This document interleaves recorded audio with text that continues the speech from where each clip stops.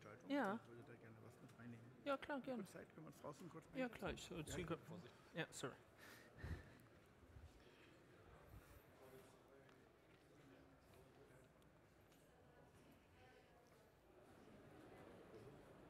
No, okay. Perfect. Thanks a lot. And yeah, great to be here. Welcome to this impulse on Shadow AI. My name is Larissa. I'm head of tech at Sest-Digital, and our mission is to accompany companies on their AI adoption journey, starting with the strategy, with upskilling, and yielding to AI implementation. And in my role, I always get to talk with a lot of different companies, different businesses of different industries and all sizes. And especially in the last year, I have the feeling one term has been coming up again and again, and there has developed, like an elephant in the room, so to say, shadow AI. And before we dive into the topic, I would like to know who of you here in the room has heard the term shadow AI before? Okay. In this audience, almost everyone, which is really interesting because just last week I've been at a different conference. I would assume here today at AI Summit, you're all quite AI experienced, I would say, maybe a bit more techy. At another conference with a more general audience, maybe 5 hands rised up of 100 people. So you might think the term is already there, but it's maybe there, but not yet established. So does this? Yeah. Okay, today's impulse is going to work like this. First, we're going to talk about shadow AI in general, see what it is and why it is a problem. This is the second part. We're going to talk about the risks of shadow AI. And then I'm going to show you our way and the way of many companies at the moment to not only discover shadow AI, but to actually use it and to turn it into corporate value. So let's have a look at the German economy, at the German companies in general. There's a big group still that says either we don't use AI at all or we don't use AI yet. Just yesterday, very interesting new Bitkom numbers were released. So these you can see now. I've been waiting for them quite a while. So here you can see this first group planning or not using AI. It's still more than half of the German companies. I would assume that there are not so many of these among here in this room. Probably most of you are using AI. But then it's still the case that, AI presents itself in so many possibilities. We have AI agents, large language models, generative AI, traditional AI, voice bots, and so on. So some of this bouquet of opportunities that presents itself. And maybe you are still in the process of deciding, what of these possibilities do we want to use? And what is our strategy behind that? What do we actually want to achieve? How do we control the AI usage? Whether you're among the first group or this group, doesn't really matter.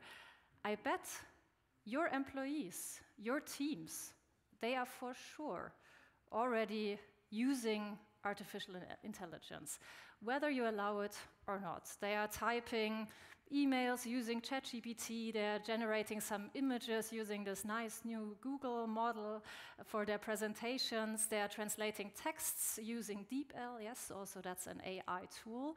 So this is what's going on in companies, and numbers actually prove it. So according to the Microsoft and LinkedIn Work Trend Index of 2024, so this was last year, probably the numbers have increased by now, over 70% of the company or of the employees say we are using AI in our daily work, even though our employers don't really allow it.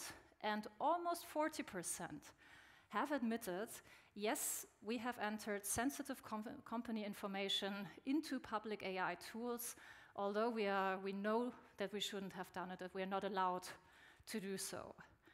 So the issue of shadow AI is real, it is present, and it is part of most companies these days. First off, you might think, well, okay, this might be a good thing, right? My employees, they are very innovative, they want to use new technologies, they want to work more efficiently, so hey, maybe that's a good thing. That's one aspect, but the main aspect is that this hidden use of artificial intelligence causes a lot of different risks. And the most obvious risk is data leaks. It's, think of an office worker using ChatGPT to write their daily mails, inserting all of the client data, maybe the project data. Well, in this moment, they are giving away the data to public clouds, to external clouds. You have no control where the data is going, and good luck getting it back if there was anything sensitive among this data. So these data leaks, it's the top risk and the most obvious one. But also, shadow AI can cause and causes wrong decisions every day. Think of an employee maybe from controlling who puts their yearly data, their Excel sheets, into a large language model to derive some prognosis for the next year, for example, or some evaluations of the current business situation. Yes, you will always get a result, and in most cases, this result looks quite nice. And the untrained employee usually assumes, well, this looks great, I can publish that, I will send that. I assume here in this room we all know AI can and does hallucinate, but untrained employees, they're not so aware of that, and this is really dangerous to get wrong content, to get wrong information, and in the end, to derive wrong decisions from that because of shadow AI. I mentioned the nice new image generation models for different purposes. Using these without authorization can easily cause copyright issues, for example. And another thing you have to mention is shadow AI is simply really inefficient out of two aspects. One, people use AI without being trained for it, so they don't use it in the most efficient way, usually. And the other thing is, when this shadow AI infrastructure starts to build up in your company, everyone does their own thing. Everyone uses a different tool, maybe buys some licenses out of the company budget even. Everyone just cares about their little infrastructure. There's no collaboration, and needless to say that this is very inefficient. And lastly, governance. We have when shadow AI appears, we have so many different licenses, so many different tools. As an executive at a company, you should always know which tools, which IT tools your company is using, and of course also what AI tools your company is using. And needless to say, when shadow AI is the presence in your company, that you don't have any governance of that. So I think the risks are clear. So the elephant in the room is there, and our question is what to do about it. And I spoiled it a little bit here, so prohibiting AI, saying, well, then my employees just shouldn't use AI, and we don't do that at our company, obviously doesn't work. This is why shadow AI became a thing in the first place. So what you need to do is take that AI usage, that shadow AI, and put it in a spotlight, so to say. So use this motivation that you have here and really seize it. And for that, we're going to use the rest of the time that I'm showing you the way how many companies are doing that at the moment. And we're going to approach this way by looking at the status quo, or by looking at the goal that most companies want to achieve right now when they use AI. Yes, that's it. So almost 80% of the companies are using AI or saying that they want to use it, according to the latest Bitkom survey. And their goal is to, in German, I think it sounds nicer, but they want to get the horsepowers on the street, so to say. So they really want to seize the opportunities. They want to seize this efficiency that AI promises. But they have a lot of different challenges facing. Well, we have talked about shadow AI, and of course we want, especially as companies, we want to use AI in a data-secure way. And there's also a huge people component to every AI adoption, because we have this great motivation that kind of causes shadow AI as well, but we also have a lot of resistance in the companies. There are always some people that say, no, I don't want to use AI, please stay away, I don't want that in our company. And then we have the problem of capacities. So most companies don't have a dedicated AI team from the beginning, and they don't have the resources for that.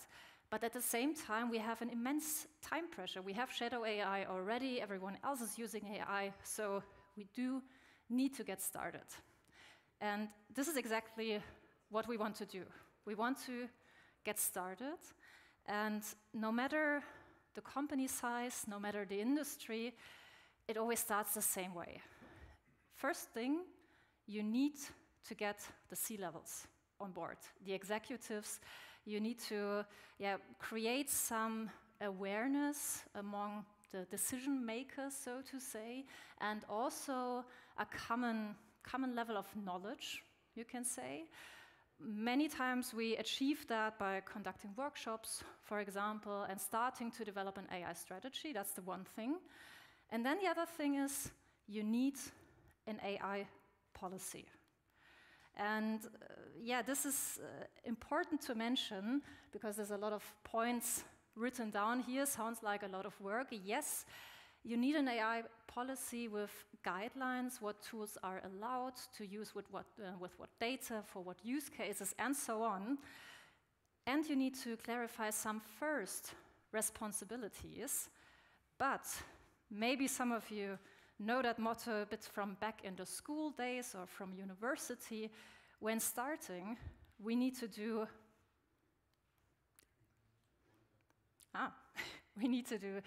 as much as necessary, yes, but as little as possible. Really, this minimalist principle, that applies here. I've met more than one company who have been working on their first version of the AI policy for the last 1.5 years, and they tell me, yeah, it's going to be ready very soon, so just wait for it, but until then, no one is allowed to use AI in the company. And this is not the right way. Might be a beautiful AI policy then, but you have I guarantee them they have a big use of shadow AI in the company. So really try to start smart. You could say start fast, but I'd rather say start smart.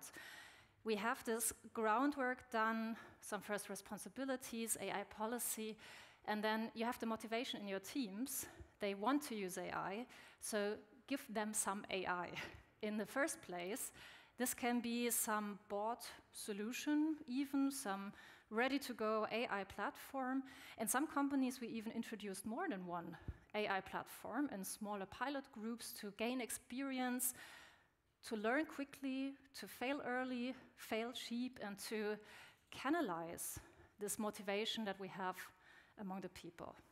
And with this smart start, we can start the next two very, very important steps of the AI adoption and of the process of uncovering the shadow AI, which is one I cannot mention enough. It is developing the right skills for AI usage. We have seen the risks that arise from uninformed AI usage, and the best way to tackle that is upskilling.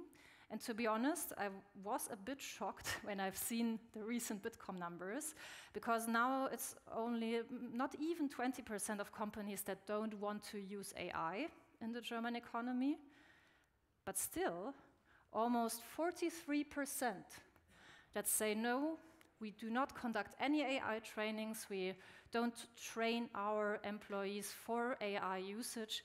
this is the reality, 2025, most recent number, and this is the worst decision you can possibly make when it comes to AI adoption. You have to motivate employees from the beginning on to develop the right skills, and there are plenty of studies that show that this is really the way to go, and people who are well trained on AI deliver better results and have less resistances and so on. One of these studies, very interesting one, for example, was conducted by Harvard Business School. Employees there, employees of P&G, using AI, so this is the yellow part, individuals using AI in a trained way derived better results than whole teams not using AI. So just one small motivation out of many, many more. So there are plenty examples showing trained AI usage is the way to go. This is one thing. And the people component is one part. We're going to look at the technical part now. And this is often also underestimated. When just using an AI model like that, or when your employees are using ChatGPT as shadow AI, well, you're only moving at the tip of the iceberg. You're only seizing a fraction of the possibilities that AI actually has to offer. One of your biggest treasures in the company, in every company nowadays, is the proprietary knowledge, the data that you have, the data on projects, on clients, the knowledge that is in your employees' heads. And your goal must be to make that available to AI as well. And well, this is in terms of efficiency the right way to go, to start a data strategy at the same time that you're starting your AI strategy. And it's also the way to go in terms of shadow AI, because if you're offering your employees a great AI solution that is connected to your company knowledge, it will deliver better results for them than any generic AI platform they find out there, than any generic external AI. So think of the data strategy right from the beginning, and also ask your employees about that, what is the valuable company knowledge. And this brings me to the last step of the process. Well, we want to start smart. Shadow AI is really a matter of moving fast, being quite dynamic, yes, so find a quick start right now, but take the time at some point, midterm, I would say, to think big. What do I mean? Maybe in the beginning you started with a ready-made AI platform just to give your people, your employees some tools at hand. But at some point you should take a step back and really evaluate your use cases, use the knowledge you gain from smaller pilot projects to evaluate, well, maybe an own AI platform might be a good idea for you, or maybe a more flexible AI platform might be a good idea for you. So the first 4 steps, they all prepare you for this thinking big, for this last part of the AI strategy. And this is crucial because of more than one aspect. One is, well, we are here today all informing ourselves about the new AI opportunities, and every year this conference is full, and AI news are coming one week after another. So maybe today some models are the best ones, the top quality, top standard. A couple of weeks from now, this might be different. And we need to, or you should, stay flexible in your choice of platform, in your choice of models, in your choice of strategy. And this should be thought of from the beginning. And also thinking of political situations, developments, and so on, digital sovereignty has become a major keyword these days. And you should at least have it in the back of your heads when thinking big, when thinking about how you build up your AI toolkit, so to say, for your companies. So this as a bit of an outlook, and concluding, one thing that is just a fact is AI is already part of all of your companies here in this room, either in the shadow, or maybe you already have a strategy around it. And you as either executives or as maybe first movers in your companies, you can basically decide between two ways. Do you want to keep AI in the shadow as a hidden, some hidden development that's going on there, or do you actually want to use this dynamic, put it into light, address the elephant in the room, use all the advantages of it, and eliminate the shadow AI, so to say. Thank you very much. I think we have maybe 1 more minute for questions. Feel free to reach out also after the talk. Thanks.